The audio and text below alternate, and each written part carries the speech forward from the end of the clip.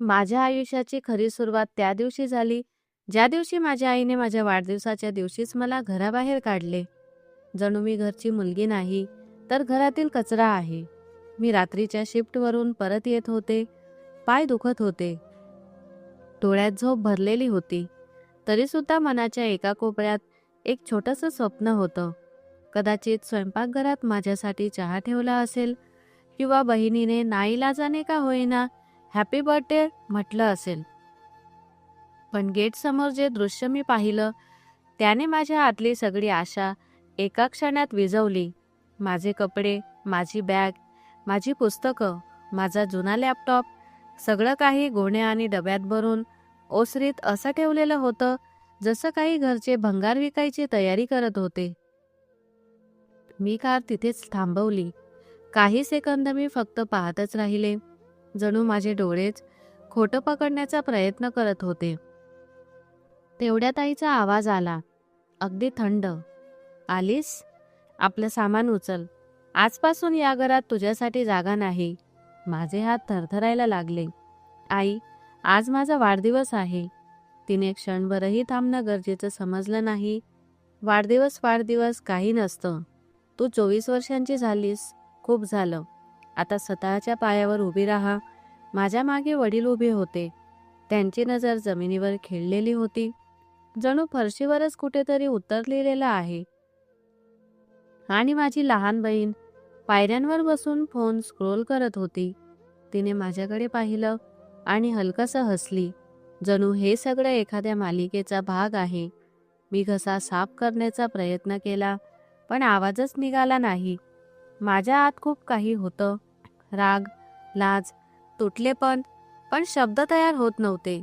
मी एवढंच फक्त विचारू शकले, मी कुठे जाऊ? आईने खांदे उडवले. कुठेही पीजी घे. एखाद्या मैत्रिणीकडे राहा. तुझ्यामुळे आम्ही आमची घरची खोली वाया घालवू शकत नाही. मी खोली वाया घालवते? हो, आई झटकन म्हणाली. तुझ्यासाठी आम्ही खूप केलं आहे. आता आम्हालाही या खोलीची गरज आहे. तुझ्या बहिणीचं शिक्षण आहे, घरात काम आहे. तू ओझं झालीस. ओझं? तो एक शब्द मला आतून कापून गेला. कारण सत्य हे होतं की मागच्या 2 वर्षांपासून वीज बिल मीच भरत होते. वायफायचा रिचार्ज मीच करत होते. वडिलांच्या नोकरीत अडचण आली तेव्हा मीच जास्त शिफ्ट घेतल्या होत्या.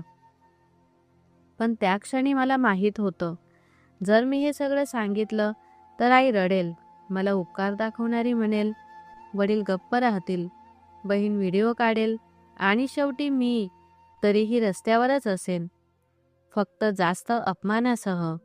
म्हणून माझ्यात उरलेल्या स्वाभिमानाने जे सांगितलं तेच मी केलं. कोणताही वाद न घालता मी पहिला डब्बा उचलला, मग दुसरा, मग तिसरा. कारची डिक्की उघडी होती आणि प्रत्येक वेळी डबा ठेवताना मला असं वाटत होतं की मी माझ्या आयुष्याचा एक भाग तिथे ठेवते आणि कोणालाच काही फरक पडत नाहीये. शेवटचं एकदा मी दाराकडे पाहिलं. आईच्या डोळ्यात कुठलाही अपराधभाव नव्हता, फक्त विजय होता. जणू तिने एखादं अवघड काम यशस्वीपणे पूर्ण केलं आहे. मी कारमध्ये बसले, चावी फिरवली आणि मागे न पाहता निघून गेले. माझ्या वाढदिवशी कुणी मला केक दिला नाही, कुणी मेणबत्ती लावली नाही. मला फक्त एकच गोष्ट मिळाली, घराच्या बाहेर जाण्याचा रस्ता. मी शहराबाहेर हायवेजवळच्या एका स्वस्त लॉजमध्ये थांबले. रिसेप्शनवर बसलेला माणूस मला असा पाहत होता जणू मी एखादा चुकीचा निर्णय घेऊन इथे आले आहे. खोलीत शिरताच तीव्र ब्लीचचा वास आला. पलंगाची चादर कडक होती, पंखा आवाज करत होता, पण किमान तिथे कोणी मला ओझं म्हणत नव्हतं. मी बॅगेतून तो छोटासा कपकेक काढला, जो मी लंच ब्रेकमध्ये स्वतःसाठी घेतला होता. तो थोडा चिरडला गेला होता. आयसिंग तुटलेली होती. मी एक घास घेतला आणि अचानक डोळे जळायला लागले. मी रडले नाही, फक्त खूप वेळ शांत बसून राहिले. मग मी बँकेचं ॲप उघडलं. बॅलन्स पाहताच माझं पोट आतून आकसून गेलं. मी त्या क्षणी आईला कॉल करून मला फक्त 2 दिवस दे असं म्हणू शकले असते, पण लगेच मला आईचा तो चेहरा आठवला, ज्या चेहऱ्यावर तिने माझं सामान घराबाहेर फेकलं होतं. त्या क्षणी तिच्या चेहऱ्यावर कुठलीही हिचकीच नव्हती. मी फोन खाली ठेवला आणि त्याच कडक पलंगावर बसून मी स्वतःशीच हळूच एक वचन घेतलं. ज्या ठिकाणी माझ्या वाढदिवशी मला कचरा समजलं गेलं, त्या ठिकाणी मी पुन्हा कधीच भीक मागायला जाणार नाही. दुसऱ्या दिवशी सकाळी मी अशी उठले, जणू माझ्यासोबत काही घडलंच नाही. हीच सर्व्हायव्हलची सगळ्यात मोठी चाल असते. दुखणं खिशात टाका आणि कामावर निघा. मी एका सुपरमार्केटमध्ये काम करत होते. बिलिंग काउंटरवर नावाचा बॅज लावलेला असायचा. पण आता घराचं नाव माझ्याकडे उरलेलं नव्हतं. दिवसभर कस्टमर, बारकोड, प्लास्टिक पिशव्या आणि आतून एकच आवाज, आज रात्री मी कुठे झोपणार? शिफ्ट संपल्यानंतर मी शहरात एक पीजी पाहिलं. छोटंसं खोली, एक खिडकी आणि भिंतीवर जुन्या ओलसरपणाचे डाग. मालकाने सगळ्यात आधी विचारलं, ॲडव्हान्स? मी होकार दिला, जरी माझ्या आत भीती ओरडत होती. त्यानंतर माझं आयुष्य जणू एका लूपमध्ये अडकलं. सकाळी सुपरमार्केट, संध्याकाळी एका क्लाउड किचनमध्ये पॅकिंग, रात्री परत येऊन थकून पडणं.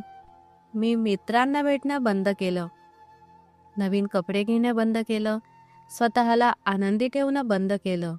माझं ध्येय फक्त एकच होतं, पुन्हा कधीही कुणासमोर कमजोर न होणं.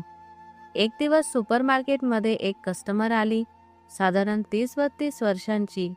आत्मविश्वासू, साधा कुर्ता, कानात इयरबड्स आणि हातात लॅपटॉप बॅग. बिलिंग करतानाही ती ईमेल्स पाहत होती. तेवढ्यात तिची कापडी पिशवी फाटली आणि सामान खाली पडलं. मी विचार न करता खाली वाकून सगळं उचललं.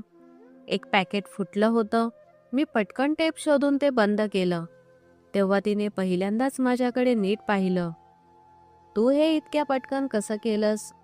मी हलकंसं हसून म्हणाले, मॅडम, इथे रोज काही ना काही तुटतंच. आम्हीही टेपनेच आमचं आयुष्य जोडतो. ती हसली खरी, औपचारिक. औपचारिक नाही.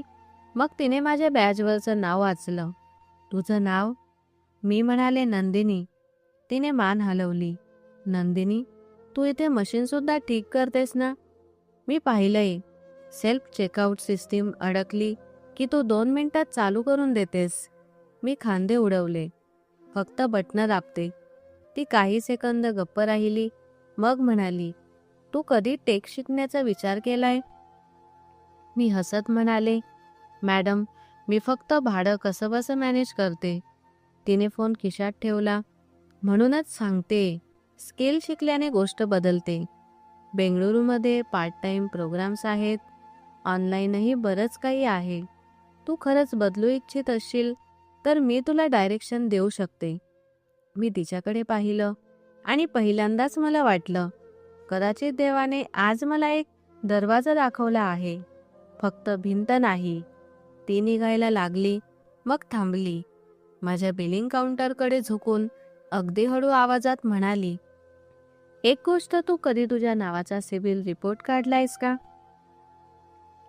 माझं अंग आकसून गेलं. सिबिल? का? तिच्या डोळ्यात एक वेगळीच गंभीरता आली. ती म्हणाली, कारण ज्या घरात मुलीला ओझं म्हणतात, तिथे अनेकदा मुलींचं नाव फक्त नाव राहत नाही. आणि ती निघून गेली. मी तिथेच उभी राहिले, हातात स्कॅनर.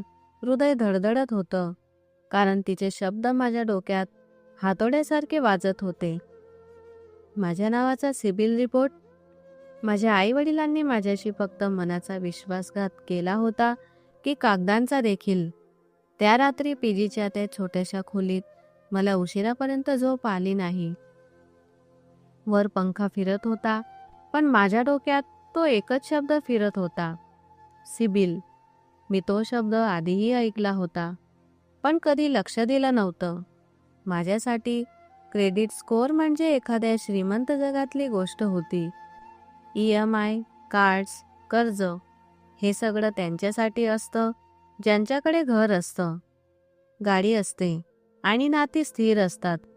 माझ्याकडे तर फक्त तुटलेला विश्वास होता. सकाळ होताच मी सुपरमार्केटला गेले. पण हात बारकोडवर होता आणि डोकं कुठेतरी दुसरीकडेच. प्रत्येक कस्टमरसोबत हसावं लागत होतं आणि आतून मला असं वाटत होतं की कुणीतरी मला हळूच लुटत आहे, फक्त अजून मला कळालेलं नाही. ब्रेकमध्ये मी त्या बाईला शोधायचा प्रयत्न केला, पण ती दिसली नाही. दुसऱ्या दिवशीही नाही. तिसऱ्या दिवशी संध्याकाळच्या शिफ्टमध्ये ती अचानक पुन्हा आली. तोच साधा कुर्ता, तीच लॅपटॉप बॅग आणि यावेळी तिच्या चेहऱ्यावर हलकीशी चिंता. तिने काउंटरवर सामान ठेवलं आणि म्हणाली, "तू पाहिलंस का?" मला कळलंच नाही. "काय?" तिने हळूच विचारलं. "सिबिल, तू चेक केलंस का?" मी मान हलवली. "नाही मॅडम." "कसं करायचं?" ती काही सेकंद विचार करून म्हणाली, "ठीक आहे, आज तुझी शिफ्ट कधी संपते?" "रात्री 9." "9 नंतर जवळच CCD नाही. ते महाग आहे. आपण छोटी चहाची टपरी गाठू. मी तुला दाखवते." तिचं असं म्हणणं ऐकताच माझ्या आत एक विचित्र मिश्रण तयार झालं. भीती आणि आशा. कुणीतरी मला मार्गदर्शन करायचं म्हणत होतं आणि तेही अशा पद्धतीने जणू मी माणूस आहे, ओझं नाही. रात्री 9-10 वाजता मी चहाच्या टपरीवर पोहोचले. बाहेर थोडीशी थंडी होती. बेंगळूरची ती खास थंडी जी पावसानंतर अचानक येते. आत स्टीलच्या खुर्च्या, गरम चहाचा वास आणि बिस्किटांची प्लेट. ती आधीच बसलेली होती, फोनमध्ये काही ॲप्स उघडून. "बस," ती म्हणाली, "सगळ्यात आधी तुझ्याकडे पॅन आहे का?" मी हसले, पण त्या हसण्यात वेदना होती. "पॅन आहे, आधारही आहे." तिने मान हलवली. "छान. आता ऐक, हे फक्त नंबर नाहीत, ही तुझी ओळख आहे आणि ओळख लोक चोरतात." तिने मला स्टेप्स सांगितल्या. मी घाबरलेल्या हातांनी स्क्रीनवर टॅप करत होते. OTP आला. मग एक लांबलचक पेज उघडलं आणि माझ्या पोटात जणू कुणीतरी दगड ठेवला. हे हे काय आहे?" माझा आवाज अगदी पातळ झाला होता. स्क्रीनवर काही नोंदी होत्या. एक पर्सनल लोन, 2 क्रेडिट कार्ड्स आणि पेमेंट हिस्ट्रीमध्ये अनेक ओव्हरड्यू लाल रंगात. माझे डोळे जळायला लागले. "मॅडम, मी कधीच लोन घेतलेलं नाही." ती माझ्याकडे पाहत राहिली. तिच्या चेहऱ्यावर आश्चर्य नव्हतं. जणू तिला आधीच शंका होती. "फक्त कन्फर्म झालं." ती म्हणाली, "हे सगळं आपोआप होत नाही. कुणीतरी तुझे डॉक्युमेंट्स वापरले आहेत. एखादा एजंट असू शकतो किंवा ओळखीचा कोणी." मी दात आवळले. माझ्या डोळ्यांसमोर आईचा चेहरा चमकून गेला. वडिलांची शांतता, बहिणीचं हसणं आणि माझी त्वचा थंड पडली. "माझेच?" मी कुजबुजले. तिने चहाचा एक घोट घेतला. "आधी घाबरू नकोस. दुसरं म्हणजे तू एकटी नाहीस. तिसरं, यातून बाहेर पडण्याचा मार्ग आहे, पण तुला स्मार्ट व्हावं लागेल." तुम्ही तुम्ही कोण आहात?" मी पहिल्यांदाच खरंच विचारलं. तिने हलकंसं स्मित केलं. "माझं नाव राधिका आहे. मी फिनटेकमध्ये काम करते. फ्रॉड केसेस पाहिल्या आहेत आणि तू अशी मुलगी वाटतेस जी तुटूनही उभी राहते." त्या रात्री मी रडले नाही. मी फक्त खूप वेळ स्क्रीनकडे पाहत राहिले आणि श्वास मोजत राहिले. मग मी एक निर्णय घेतला. माझ्यासोबत फसवणूक झाली असेल तर मी आरडाओरडा करणार नाही. आधी पुरावे जमा करेन आणि योग्य वेळ, योग्य पाऊल उचलेन. पुढच्या आठवड्यात राधिकाने माझं रुटीन बदलून टाकलं. ती मला रोज कॉल करत नव्हती, लेक्चर देत नव्हती. ती फक्त छोटी छोटी कामं देत होती. "आज ब्युरोमध्ये डिस्प्यूट फाईल कर. आज बँकेकडून रिटर्न स्टेटमेंट माग. आज आधारमध्ये बायोमेट्रिक लॉक एनेबल कर. आज पॅन मिसयूजसाठी तक्रार ड्राफ्ट कर." दिवसा सुपरमार्केट, संध्याकाळी क्लाउड किचन आणि रात्री तिच्या सांगण्यानुसार ही कामं. थकवा होता, पण पहिल्यांदाच माझ्या थकव्याला दिशा होती. एक रात्री मी डिस्ट्रिक्ट फॉर्म भरत होते. राधिकाने सांगितलं, "आता पुढचं पाऊल स्किल्स." "स्किल्स?" मी हसून म्हणाले, मॅडम, माझ्याकडे वेळ कुठे आहे? तिने शांतपणे उत्तर दिलं, वेळ तू आधीही काढायचीस. ज्यांच्याकडून तुला प्रेम हवं होतं त्यांचे बिल भरायला. आता तो वेळ स्वतःसाठी काढ. तिचं ते वाक्य थेट माझ्या आत उतरलं. त्याच महिन्यात मी रात्रीचा 1 तास काढून बेसिक एक्सेल आणि अकाउंटिंग शिकायला सुरुवात केली. मग कस्टमर सपोर्ट टूल्स, मग डेटा एंट्री, मग डिजिटल ऑपरेशन्सवर एक छोटासा कोर्स. हे काही ग्लॅमरस नव्हतं, पण माझ्यासाठी ती एक शिडी होती. हळूहळू माझ्यात आत्मविश्वास यायला लागला. 6 महिन्यांनंतर मला एका छोट्या लॉजिस्टिक्स कंपनी ऑपरेशन्स असिस्टंटची नोकरी मिळाली. पगार फार मोठा नव्हता, पण सुपरमार्केट आणि क्लाउड किचनच्या डबल शिफ्टपेक्षा नक्कीच चांगला होता. आणि सगळ्यात महत्त्वाचं म्हणजे तिथे कुणीही माझ्या चेहऱ्यावर ओझं असं लिहिलेलं पाहत नव्हतं. मी पीजी बदललं. यावेळी एक नीटनेटका शेअर्ड फ्लॅट होता. खिडकीतून सकाळचं ऊन यायचं. माझ्याकडे एक छोटी टेबल होती, जिथे मी लॅपटॉप ठेवून शिकत बसायचे. रात्री थकून पडले तरी मनात एक शांत आनंद असायचा. किमान मी स्वतःसाठी पडते. 1 वर्षात माझी नोकरी स्थिर झाली. थोडे पैसे साठू लागले. सिबिल डिस्प्यूटचा परिणाम हळूहळू दिसू लागला. काही एंट्रीज अंडर डिस्प्यूट दिसू लागल्या. काही बँकांनी व्हेरिफिकेशन सुरू केलं.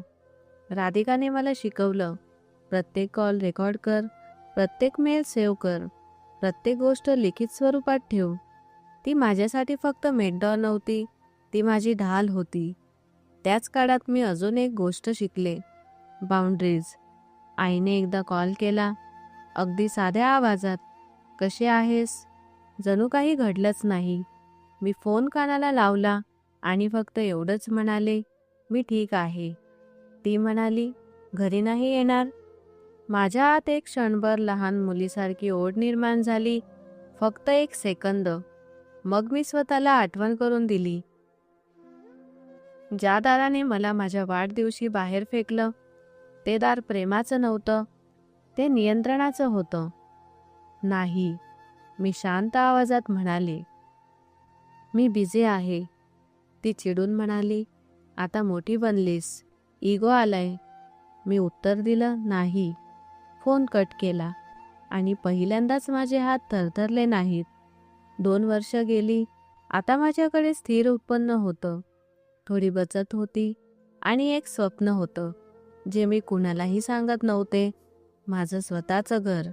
अगदी छोटंसं का असेना, पण असं घर जिथून कोणी मला बाहेर काढू शकणार नाही, जिथे कोणी माझं सामान गोणीत भरू शकणार नाही, जिथे कुटुंब हा शब्द शस्त्र बनणार नाही. मी कर्जाबद्दल विचार केला, पण माझा क्रेडिट अजून पूर्णपणे स्वच्छ नव्हता. राधिकाने सांगितलं, हळूहळू करू.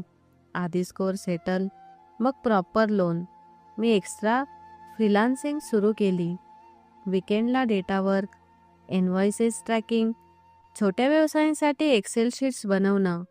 माझं आयुष्य कुणाला कंटाळवाणं वाटू शकतं, पण माझ्यासाठी ती विजयाची कहाणी होती. 3 वर्षांनंतर एक दिवस मी बँकेबाहेर उभी होते. हातात फाईल होती. Account statement, salary slip, rent proof, सगळं काही. बँक मॅनेजरने कागद पाहून म्हटलं, एलिजिबिलिटी होऊ शकते, पण तुमचा सिबिल इतिहास. माझा श्वास अडकला. राधिकाने मला बाजूला खुणेने इशारा केला, डोंट बेग, नेगोशिएट. मी मॅनेजरला म्हणाले, सर, ही डिस्प्यूट रिझोल्युशन लेटर्स आहेत, ही पोलीस तक्रारीची एक्नॉलेजमेंट आहे, ही बँकेची मेल आहे की फ्रॉड सस्पेक्टेड आहे. मी रेग्युलर सॅलरीवाली कस्टमर आहे, मी रिस्क नाही. मॅनेजरने माझ्याकडे पाहिलं, मग पुन्हा कागद पाहिले. ठीक आहे, आपण प्रोसेस पुढे नेऊ. त्या दिवशी मी बाहेर आले. रस्त्यावर गर्दी होती, ऑटो होते, ट्रॅफिकचा आवाज होता, पण माझ्या आत शांतता होती. जणू माझ्या आयुष्याचं स्टिअरिंग पहिल्यांदाच माझ्या हातात आलं होतं. महिन्यांच्या पेपरवर्क नंतर मला एक छोटंसं 2 BHK घर मिळालं. शहराच्या बाहेरील भागात होतं ते घर, पण सुरक्षित परिसरात. बाल्कनी लहानशी होती, किचन साधं होतं आणि लिव्हिंग रूममध्ये एक रिकामी भिंत होती, जिथे मी फक्त एक छोटासा लाकडी क्रॉस ठेवला होता. कुठल्याही दिखाव्यासाठी नाही, तर स्वतःला आठवण करून देण्यासाठी की मी कटुतेसोबत नाही, तर सत्य पकडून पुढे जाणार आहे. घराच्या पजेशनच्या दिवशी मी एकटीच होते. कुठलीही सेरेमनी नव्हती, कुठलेही नातेवाईक नव्हते. मी फक्त जमिनीवर बसून हात जोडले आणि हळूच पुटपुटले, थँक्यू. आज मी बाहेर नाही, आत आहे. त्याच रात्री मी माझ्या नव्या घरात पहिलं जेवण बनवलं. साधं वरण भात, आणि वरणाच्या वासात मला असं वाटलं की मी पहिल्यांदाच स्वतःसाठी घर बनवत आहे. कुणाला इम्प्रेस करण्यासाठी नाही. 2 आठवडेही झाले नव्हते. तोच दाराची बेल वाजली. पीप होलमधून पाहिलं आणि माझा श्वासच अडकल्यासारखा झाला. आई वडील आणि बहीण, आता आणखी कॉन्फिडंट. महागडे फोन, झगमगाटी लोक. माझ्या हातातला चमचा तसाच थांबला. मी दार उघडलं नाही. पुन्हा बेल वाजली. मग ठोका. नंदिनी, दार उघड, आम्ही आहोत. आईचा आवाज. माझ्या अंगात जुन्या भीतीची लाट उठली, पण मी स्वतःला सावरलं. हळू श्वास घे. मग मी साखळी लावून दार थोडंसं उघडलं. आईने आत डोकावलं, जणू घराची तपासणी करायला आली आहे. वा, ती म्हणाली, हे आहे तुझं घर? तिच्या चेहऱ्यावर अभिमान नव्हता, मालकीभाव होता. वडिलांनी घसा साफ केला. बेटा, आम्ही फक्त बोलायला आलो आहोत. बहिणीने स्माईल केली. दीदी, कॉंग्रॅच्युलेशन्स, शेवटी घर घेतलंच. का आलात? माझा आवाज शांत होता, पण आतून तो पोलादासारखा कणखर होत होता. आईने ओढणी नीट केली.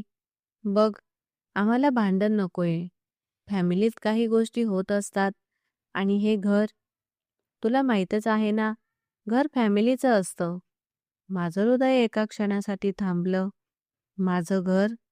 मी स्पष्टपणे म्हणाले. माझ्या लोनवर, माझ्या पैशांवर. आईने लगेच हात वर केला, जणू माझी गोष्ट तोडणं तिचा जन्मसिद्ध हक्क आहे. लोन, पैसा? अरे, तू काय एकटीच कमावतेस का? तू जे काही केलंस ते फॅमिलीसाठीच केलंस. बहीण पुढे झुकून म्हणाली, आणि तसंही प्रॉपर्टी फॅमिली ॲसेट असते दीदी. तुम्ही एकट्याने निर्णय घेऊ शकत नाही. मला सगळं स्पष्ट झालं. हे लोक माफी मागायला आले नव्हते. हे लोक हिस्सा मागायला आले होते. माझ्या घराच्या चावीवर हात ठेवायला आले होते. मी दाराच्या साखळीकडे पाहिलं आणि स्वतःशी म्हणाले, आज जर मी घाबरले तर पुन्हा कधीच माझं आयुष्य वाचवू शकणार नाही. मी म्हणाले, तुम्ही आत येणार नाही? जे काही म्हणायचं आहे ते इथेच म्हणा. आईचा चेहरा लगेच बदलला. अहंकार, हीच तुझी समस्या आहे. तुम्ही माझे आईवडील आहात, ती म्हणाली. आणि मी तुमची ती मुलगी आहे. मी शांतपणे म्हणाले, जिला तुम्ही वाढदिवशी घराबाहेर फेकलं होतं. वडिलांनी पहिल्यांदाच डोळे उचलून माझ्याकडे पाहिलं. त्यात लाज होती की फक्त भीती, मला कळलं नाही. ती गोष्ट जुनी आहे, आईने पटकन म्हटलं. आता आम्ही फॅमिलीप्रमाणे वागत आहोत. तूही तसं वाग. मी हलकसं हसले. फॅमिलीप्रमाणे? वाढदिवशी मला बाहेर काढायचं आणि आता माझ्याकडे घर आहे म्हणून फॅमिली आठवते? बहिणीने डोळे फिरवले. दीदी, ड्रामा करू नकोस. प्रॅक्टिकल बन. मम्मीला हेल्थ इश्यू आहे. पप्पांची पेन्शन कमी आहे. आम्हाला सपोर्ट हवा आहे. आणि तसंही हे घर फॅमिलीच्या नावावरच असायला हवं. माझ्या आत जुनी वेदना उसळत होती, पण त्यावर आता स्पष्टता होती. मी फक्त एवढंच म्हणाले, नाही. नाही? आईचा आवाज चढला. काय अर्थ आहे त्याचा? आम्ही कोर्टात जाऊ. सोसायटीत सांगू की तू आईवडिलांना घराबाहेर काढतेस. हे तेच भारतीय हत्यार होतं. समाज, नातेवाईक, बदनामी. एका क्षणासाठी मी डगमगले. मग मला राधिकाचा आवाज आठवला.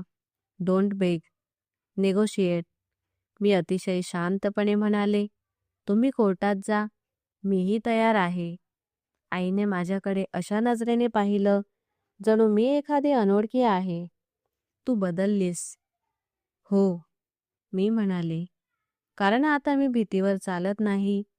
आई अचानक गोड बनत म्हणाली, ठीक आहे, आम्ही आत येत नाही. फक्त डॉक्युमेंट्स पाहायचे आहेत. घर कुणाच्या नावावर आहे? लोन डिटेल्स काय आहेत? फक्त सेफ्टीसाठी. माझ्या पोटात एकदम थंडगारपणा उतरला. ही केवळ कुतूहलाची चौकशी नव्हती, ही फिशिंग होती. बहिणीनेही अगदी सहजपणे म्हटलं, दीदी, तुमचं ॲड्रेस प्रूफ शेअर करा ना. काही सरकारी काम आहे. आणि तसंही फॅमिलीत काय लपवायचं? माझ्या डोक्यात त्या लाल रंगातल्या एंट्रीज चमकून गेल्या. अनोळखी कर्ज, कार्ड्स, ओव्हरड्यू आणि अचानक एक भयानक संशय माझ्या छातीत उभा राहिला. हे लोक फक्त हिस्सा मागायला आलेले नव्हते, हे काहीतरी वेगळंच करायला आले होते. मी दार आणखी बंद केलं. No documents, no address proof, काहीही नाही. आईचा चेहरा पुन्हा कठोर झाला. ठीक आहे, ती हळू विषासारख्या आवाजात म्हणाली. मग आम्हीही आमच्या पद्धतीने पाहू. आणि वळून निघून गेली. वडील एका क्षणासाठी थांबले आणि म्हणाले, बेटा, एवढी कठोर होऊ नकोस. मी त्यांच्या डोळ्यात पाहत म्हणाले, कठोर नाही पप्पा, फक्त जागी झाले. दार बंद होताच माझे हात थरथरायला लागले. मी ताबडतोब राधिकाला कॉल केला. तिने पहिल्याच रिंगमध्ये उचलला. जणू तिला आधीच कळालेलं होतं. काय झालं? मी घाईघाईने सगळं सांगितलं. त्यांचं येणं, फॅमिली ॲसेट म्हणणं, डॉक्युमेंट्स मागणं, सोसायटीची धमकी. काही सेकंद शांतता होती. मग राधिकाचा आवाज खूपच गंभीर झाला. नंदिनी, आत्ताच घराचे सगळे कागद सुरक्षित ठिकाणी ठेव. डिजिटल कॉपीज इन्क्रिप्टेड फोल्डरमध्ये ठेव. आणि लगेच एक काम कर. काय? आजच सिबिल पुन्हा चेक कर. आत्ताच, याच मिनिटाला. माझा घसा कोरडा पडला. का?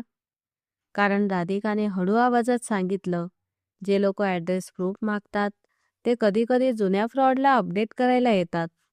मी फोन हातात धरून सोफ्यावर बसले. माझ्या नव्या घराच्या भिंती अचानक खूप पातळ वाटायला लागल्या. मी ॲप उघडलं. OTP आला. स्क्रीन लोड झाली. आणि जे दिसलं त्याने जणू माझ्या शरीरातून उष्णता काढून घेतली. आजच्याच तारखेची एक नवी एन्क्वायरी दिसत होती. एखाद्या बँक फायनान्स कंपनीची. माझ्या नावावर, माझ्या पत्त्यावर. आणि वेळ अगदी तोच, जेव्हा आई माझ्या दारात उभी होती. माझे ओठ आपोआप पुटपुटले. हे अजूनही थांबले नाहीत. आणि त्या क्षणी राधिकाने फोनवर एक वाक्य बोललं, ज्याने माझा श्वास थांबवला. नंदिनी, तू तुझ्या आधारामध्ये ॲड्रेस चेंजसाठी काही रिक्वेस्ट टाकली आहेस का? राधिकाच्या आवाजात ती धार होती, जी फक्त धोका अगदी जवळ आला की येते. मी सोफ्यावर सुन्न झाले. माझ्या नव्या घराच्या भिंती, ज्यांना मी आत्तापर्यंत सुरक्षिततेचं नाव दिलं होतं, अचानक कमजोर वाटू लागल्या. नाही, मी हळूच म्हणाले. मी काहीच टाकलेलं नाही. ठीक आहे, राधिकाने लगेच सांगितलं. मग आता आपण घाबरणार नाही. आपण पुरावे जमा करू. आत्ताच आधाराचं स्टेटस चेक कर. Address update, request, recent, activity आणि बायोमेट्रिक लॉक. मी थरथरत्या हातांनी फोन उघडला. OTP आला. स्क्रीन उघडली आणि तिथे एक पेंडिंग रिक्वेस्ट दिसली. ॲड्रेस अपडेटची. माझा श्वास अडखडला. हे कसं? मी जवळजवळ रडत म्हणाले, मला माहीत आहे. राधिकाने मध्येच थांबवलं. तू केलेलं नाहीस. आता ऐक, आधी बायोमेट्रिक लॉग ऑन कर, मग लगेच रिक्वेस्ट रिजेक्ट किंवा होल्ड कशी करायची ते मी सांगते. आणि त्यानंतर पोलीस तक्रार. आजच माझ्या आत जुनी भीती उसळली. पोलीस म्हणजे गोंधळ समाज आणि तोच फॅमिली ड्रामा ज्याची आईने धमकी दिली होती. हो, राधिका म्हणाली. कारण हे आता फक्त भावनिक छळ राहिलेला नाही, ही ओळख चोरी आहे. आणि जे लोक तुझ्या दारात उभं राहून कागद मागतात ते कुटुंब नसतं, ती एक योजना असते. मी गिळून घेतलं. घशात जणू कोरडी वारू भरल्यासारखं झालं होतं. मी बायोमेट्रिक लॉग ऑन केलं, रिक्वेस्ट होल्ड करण्याचे स्टेप्स फॉलो केले आणि स्क्रीनशॉट्स घेऊन सिक्युअर फोल्डरमध्ये ठेवले. राधिकाने सांगितलं, आता तुझे सगळे property papers, loan sanction letter, registry, sale deed सगळं स्कॅन करून 2 वेगवेगळ्या ठिकाणी ठेव. एक पेनड्राईव्ह, एक क्लाउड. मी लगेचच सगळं केलं. जसजसं फाईल्स सेव्ह करत गेले तसं मला जाणवलं, मी फक्त माझं घर वाचवत नव्हते, तर माझी ओळखही वाचवत होते. दुसऱ्या दिवशी सकाळी आम्ही सायबर सेलमध्ये गेलो. बेंगलोरमधल्या सायबर सेलचा माहोल चित्रपटात दाखवतात तसा नसतो. कुठलंच नाट्यमय संगीत नाही, फक्त रांगा, थकलेली माणसं आणि एसी असूनही घामाचा वास. पण आज माझ्या आत वेगळीच ऊर्जा होती, भीती होती. पण आता मी पळत नव्हते, मी लढायला आले होते. तिथे ऑफिसरने माझं सगळं ऐकून घेतलं. मग विचारलं, मॅडम, सस्पेक्ट कोण आहे? माझे ओठ हलले, पण नाव बाहेर आलं नाही. डोळ्यांसमोर आईचा चेहरा आला. आम्ही आमच्या पद्धतीने पाहू. बहिणीचं झगमगाटीचं हसणं, वडिलांची शांतता. मी सत्य बोलले, माझे फॅमिली मेंबर्स. आणि काही अनोळखी एजंट्सही असू शकतात. ऑफिसरने पेन थांबवून माझ्याकडे पाहिलं. एव्हिडन्स? राधिकाने फाईल पुढे केली. सिबिल रिपोर्ट्सचे स्क्रीनशॉट्स, ॲड्रेस चेंज रिक्वेस्टचे स्क्रीनशॉट्स, लोन एन्क्वायरीची टायमिंग आणि डोअरबेल कॅमेऱ्याच्या फुटेजचा स्क्रीनशॉट, ज्यात त्यांचे सिल्युएट्स आणि टाइम स्टॅम्प दिसत होते. मी एक छोटासा डोअरबेल कॅम बसवला होता, फक्त सुरक्षिततेसाठी. मला स्वतःलाच माहीत नव्हतं की तो कॅमेरा एक दिवस माझं आयुष्य वाचवेल. ऑफिसरने एक वाक्य बोललं, जे माझ्या कानात घंटीसारखं वाजलं. मॅडम, हा सिरियस फ्रॉड अटेम्प्ट आहे. FIR रजिस्टर होईल. FIR? माझं हृदय जोरात धडकलं. हो, तो म्हणाला. आणि तुम्ही बँकेलाही लगेच लेखी तक्रार द्या. त्याच दिवशी आम्ही बँकेत गेलो. ज्या बँकेत माझं होम लोन होतं, तिथेच आधी गेलो. ब्रांच मॅनेजरने सुरुवातीला नेहमीसारखा सौजन्याचा चेहरा केला, पण कागद पाहताच त्याच्या डोळ्यात गंभीरपणा आला. तुमच्या नावावर बाहेरच्या लोन इन्क्वायरी आहेत आणि आधार ॲड्रेस अपडेट रिक्वेस्टही आहे. तो हळूहळू वाचत होता. हे रेड फ्लॅग आहे. मी शांत, ठाम आवाजात म्हणाले, मला हवं आहे की माझ्या प्रोफाईलवर फ्रॉड अलर्ट लावा. कोणतंही नवीन लोन, टॉपअप, क्रेडिट कार्ड माझ्या फिजिकल व्हेरिफिकेशनशिवाय काहीही अप्रूव्ह होऊ नये. राधिकाने भर घातली, आणि कृपया नोंद घ्या की हा पोलिसांकडे नोंदवलेला आयडेंटिटी थेफ्ट अटेम्प्ट आहे.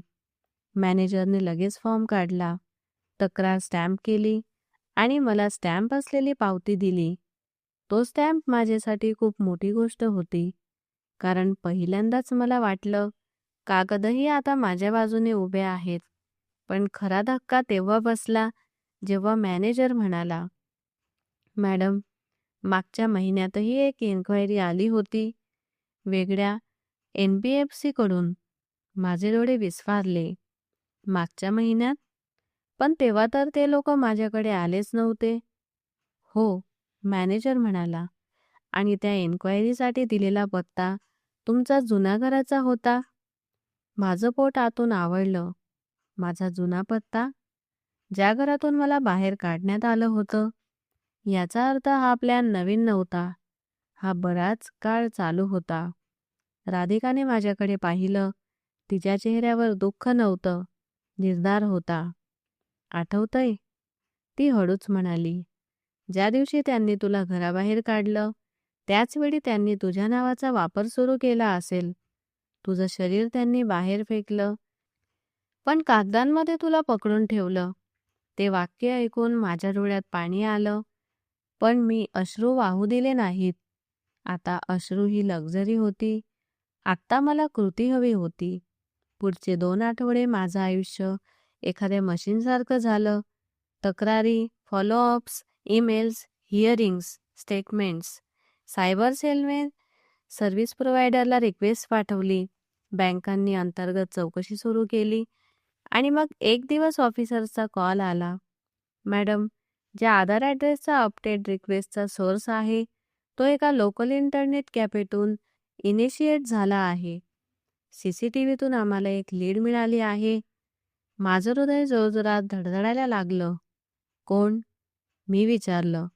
ऑफिसर म्हणाला, आधार अपडेटसाठी जो डॉक्युमेंट अपलोड झाला आहे, तो बनावट भाडेकरार आहे. माझा श्वास अडखळला. भाडेकरार? कुणाचा? ऑफिसर शांतपणे म्हणाला, तुमच्या घराचा. टेनंट दाखवून. मी सोफ्यावर बसून गेले. कुणीतरी माझ्या घराला कागदांवर भाड्याने दिलं होतं, फक्त ॲड्रेस प्रूफ तयार करून माझ्या नावावर कर्ज काढण्यासाठी. माझे हात थंड पडले. राधिकाने स्पीकरवर ऐकताच लगेच सांगितलं, मॅडम, हे खूप टिपिकल आहे.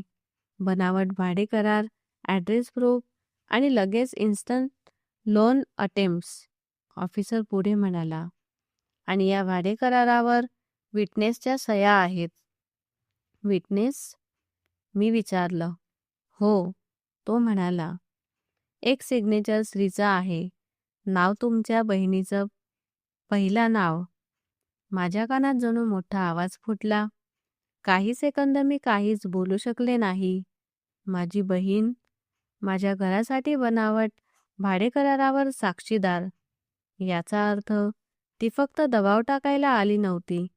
ती माझं घर लुटायला आली होती. त्याच संध्याकाळी आईचा फोन आला. पहिल्यांदाच तिने स्वतः फोन केला. नंदिनी, ती खूप गोड आवाजात म्हणाली, कुठे आहेस? फोन का उचलत नाहीस? आम्ही फक्त काळजी करत होतो. काळजी? हा शब्द इतका खोटा वाटला की मला हसू आलं, पण ते हसू लगेच वेदनेत बदललं. आई, मी खूप शांत आवाजात म्हणाले, तुम्हाला माझा ॲड्रेस कसा माहीत? एक क्षण शांतता. अरे, तू आमची मुलगी आहेस. आम्हाला माहीत असायलाच हवं. मी म्हणाले, मग ॲड्रेस प्रूफ का मागत होतीस? तिच्या आवाजात हलकासा तडा गेला. तू चुकीचं समजतेस. आम्ही तर फक्त. मी तिला थांबवलं. मी सायबर सेलमध्ये तक्रार दिली आहे. माझे स्वतःचे शब्द ऐकून मलाच स्वतःवर विश्वास बसत नव्हता. दुसरीकडे खोल शांतता पसरली. मग आईचा आवाज बदलला. गोडी संपून कठोर झाली. तू पोलिसांकडे तुझ्या आईवडिलांविरुद्ध? हो, मी म्हणाले. कारण कुणीतरी माझ्या नावावर कर्ज घ्यायचा प्रयत्न करतोय. आम्ही काहीच केलं नाही. ती ओरडली. तुला कोण भडकवतंय? सत्य, मी म्हणाले. सत्य मला भडकवतंय. ती लगेच समाजाचं हत्यार काढू लागली. लोक काय म्हणतील? तुझं लग्न कसं होईल? तुला कोण स्वीकारेल? मी एक क्षण थांबले. या गोष्टी आधी मला मोडून काढायच्या, पण आज त्या फक्त त्यांची मानसिकता दाखवत होत्या. आई, मी म्हणाले, माझं सत्य बोलणं जर कुणाला नको असेल, तर ते नातं माझ्यासाठी योग्य नाही. आई रागाने म्हणाली, तू आम्हाला जेलमध्ये टाकशील. मी कोणालाही जेलमध्ये टाकायला निघाले नाही. मी ठामपणे म्हणाले, मी फक्त माझं आयुष्य वाचवत आहे. मी फोन कट केला. माझे हात थरथरत होते. पण यावेळी ती थरथर भीतीची नव्हती, ती ॲड्रेनालची होती. ती ऊर्जा जी माणूस शेवटी स्वतःला निवडतो तेव्हा येते. दुसऱ्या दिवशी वडील एकटेच माझ्या घरी आले. पहिल्यांदाच. मी साखळी लावून दार उघडलं. ते आत आले नाहीत. त्यांच्या डोळ्यात लालसरपणा होता. बेटा, ते खूप हळू आवाजात म्हणाले, हे सगळं थांबव. का? मी विचारलं. कारण ते अडखळले. तुझी आई, तुझी बहीण, ते फक्त फक्त काय पप्पा? मी एक एक स्पष्ट शब्द बोलले. फक्त माझ्या नावावर कर्ज घ्यायचा प्रयत्न? वडिलांनी नजर खाली घातली. मग फार हळू आवाजात म्हणाले, आम्ही विचार केला, तू एकटी आहेस. तुझ्याकडे घर आहे. फॅमिलीचा हक्क आहे. माझ्या छातीत वेदना उसळली. पण मी त्यांना आवरलं. हक्क? मी म्हणाले, माझ्या वाढदिवशी मला घराबाहेर फेकण्याचा हक्क तुमच्याकडे होता. वडिलांचे खांदे झुकले. त्या दिवशी तुझी आई रागात होती. मी तिला थांबवायचा प्रयत्न केला. तुम्ही थांबवलं नाही. मी म्हणाले, तुम्ही फक्त पाहत राहिलात. त्या शांततेत वर्षानुवर्षांचा अपराधीपणा दडलेला होता. आता ऐका. मी खूप शांतपणे म्हणाले, मी तुम्हाला द्वेष करत नाही. पण मी तुम्हाला प्रवेशही देणार नाही. मी माफ करेन, पण विश्वास परत येणार नाही. वडिलांनी माझ्याकडे पाहिलं. मग पुढे काय होईल? कायदा आपलं काम करेल. मी म्हणाले, आणि तुम्ही लोक माझ्या घराजवळही येणार नाहीत. आणि जर त्यांचा आवाज थरथरला, जर तुमची आई तुटली तर? मी खूप हळू आवाजात म्हणाले, पप्पा, मीही तुटले होते, एकटी रस्त्यावर. त्या दिवशी कुणीही माझी काळजी घेतली नव्हती. वडिलांच्या चेहऱ्यावर लाज स्पष्ट दिसत होती. ते काहीच बोलले नाहीत. हळूहळू पायऱ्या उतरून निघून गेले. मला वाटलं, माझ्या आत काहीतरी हलकं होत आहे. जणू एखादी जुनी दोरी कापली गेली आहे, जी मला त्या घराशी बांधून ठेवत होती. काही आठवड्यांनंतर केस पुढे गेला. सायबर सेलने कॅफे ओनर आणि एजंटला ट्रेस केलं. एजंटने कबुली जबाबात सांगितलं की कागदपत्र त्याला घरातूनच मिळाली होती. आधारची फोटोकॉपी, पॅनची कॉपी, सिग्नेचर सॅम्पल्स, आणि ती सगळी कुटुंबानेच दिली होती. ऑफिसरने हे स्टेटमेंट ऐकवताना माझा श्वास जड झाला. माझीच कागदपत्र माझ्याच घरातून माझ्या विरुद्ध वापरली गेली होती. आता मला पूर्ण स्पष्टता मिळाली होती. हे अपघाती नव्हतं. हे ठरवून केलं होतं. बँकेने माझा फ्रॉड अलर्ट कन्फर्म केला. सिबिल डिस्प्यूट पुढे सरकले. काही चुकीची अकाउंट्स ड्रॉप झाली. उरलेली फ्रॉड विक्टीम टॅगसह अंडर इन्व्हेस्टिगेशन राहिली. कायदेशीर प्रक्रिया संथ असते, पण ती चालू राहते. आणि मला हे शिकायला मिळालं होतं की संयम ही सुद्धा ताकद असते. सगळ्यात मोठा क्षण तो होता जेव्हा कोर्ट नोटीस माझ्या कुटुंबाच्या घरी पोहोचवली. त्याच दिवशी आईचा व्हॉइस नोट आला. रडणारा, स्वतःला बळी दाखवणारा. नंदिनी, आम्ही तुला जन्म दिला. तू आम्हाला बर्बाद करशील? मी खूप वेळ तो व्हॉइस नोट ऐकत राहिले. जुनी नंदिनी असती तर अपराधीपणात विरघळली असती. पण आता मला माहीत होतं, हे अश्रू पश्चातापाचे नव्हते, तर परिणामांचे होते. मी उत्तरात फक्त एक ओळ पाठवली, सत्यापासून पळणं थांबवा, चूक मान्य करा आणि जे नुकसान झालं आहे त्याची भरपाई करा. बाकी मी मनात कटुता ठेवणार नाही. मी खरंच कटुता ठेवली नाही, पण मी सीमा ठेवल्या. मी माझं घर सुरक्षित केलं. CCTV अपग्रेड, सोसायटी सिक्युरिटीला माहिती, छळाविरुद्ध कायदेशीर आदेश दाखल केला. शेजाऱ्यांना नम्रपणे सांगितलं की कोणीही नातेवाईक अर्जंट म्हणून गेटमधून आत येण्याचा प्रयत्न केला तर आधी माझ्याशी खात्री करा.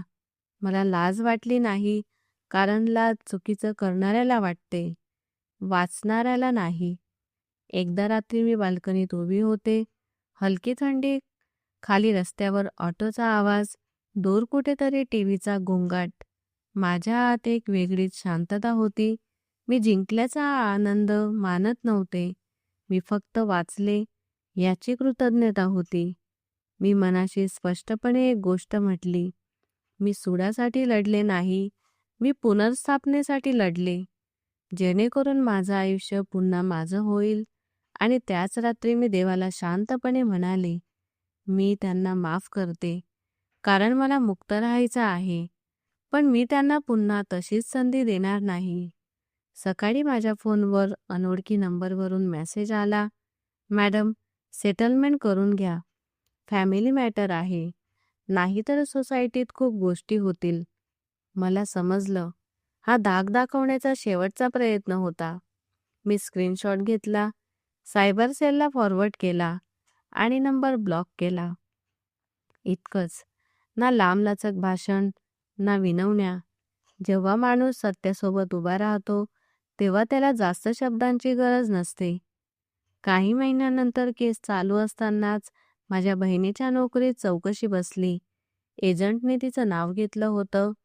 परिणाम झाले आणि तिथून माझ्या कुटुंबाला पहिल्यांदाच समजलं, घर, फॅमिली, ॲसेट नसतं, जर ते फसवणुकीने हिसकावलं गेलं असेल. नाती हक्क नसतात, जर ती छळावर चालत असतील. आणि शेवटी मी त्या मुलीपासून वेगळी झाले, जिला वाढदिवशी घराबाहेर फेकण्यात आलं होतं. आता मी ती स्त्री होते, जिने आपली ओळख, आपलं घर आणि आपली शांतता या तिन्हींची राखण करायला शिकली होती. पण खरं सांगायचं तर कथा इथे संपत नाही.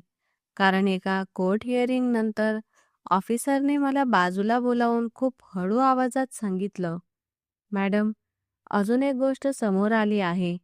तुमच्या नावावर घेतलेल्या जुन्या कर्जांमधील पैशांचा ट्रेल एकाच ठिकाणी जात होता." मी विचारलं, "कुठे?" त्याने माझ्याकडे पाहिलं आणि म्हणाला, "तुमच्या वडिलांच्या जॉईंट अकाउंटमध्ये." आणि माझ्या पायाखालची जमीनच सरकली. कारण याचा अर्थ असा होता की जो माणूस सगळ्यात जास्त गप्प होता, तोच आतापर्यंत सगळ्यात जास्त गुंतलेला होता. कुटुंबातील विश्वासघात आणि फसवणूक होऊ शकते, पण स्वतःवर विश्वास ठेवून, सीमा घालून आणि कायद्याच्या मदतीने स्वतःचे आयुष्य, ओळख आणि मालमत्ता वाचवणे शक्य आहे. खरा कुटुंब हा प्रेमाने आणि आदराने जोडलेला असतो, ना की नियंत्रण, लोभ किंवा फसवणुकीने. ही कथा फक्त दुःखाची नाही, तर पुनर्जन्माची आणि स्वाभिमानाची आहे. ती प्रत्येकाला सांगते की तुटले तरी पुन्हा उभे राहता येते. फक्त धैर्य आणि स्मार्ट निर्णय हवे.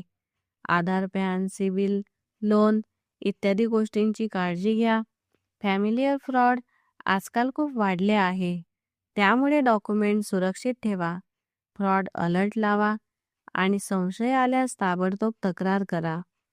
तर मित्रांनो, ही होती आजची कथा. या कथेबद्दल तुमचे काय मत आहे? कमेंट बॉक्समध्ये नक्की सांगा. कथा आवडली असेल तर व्हिडिओला लाईक करा. आमच्या चॅनलला सबस्क्राईब करा. आपण पुन्हा भेटूया नवीन कथेसह. धन्यवाद.